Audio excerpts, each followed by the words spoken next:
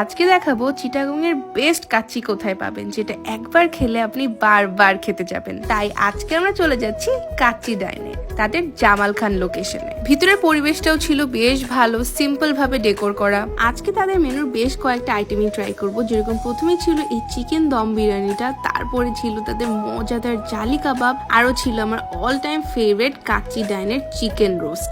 এটা সাদা পোলাও দিয়ে খেতে যে কি মজা। আর অন্যদিকে আমার ফ্রেন্ডের তাদের মাটন তেহারিটা খুবই পছন্দের। আর কাচ্চি ডাইনে এসে তাদের শো স্টপার কাচ্চি তো খেতে হবেই, তাই আমরা অর্ডার করে ফেললাম কাচ্চি খাদক। টেবিলে আসার সাথে সাথে কাচ্চি সুঘ্রাণে মাথা নষ্ট হয়ে যায়, আর মাংসগুলো দেখেন একদম সফট। তাই আর দেরি না করে জলদি প্লেটে নিয়ে নিলাম।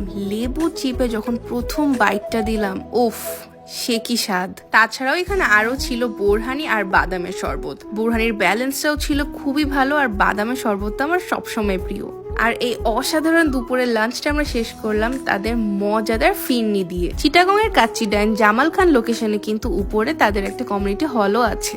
So if you are in Chittagong and you are craving kacchi, then you know where to go.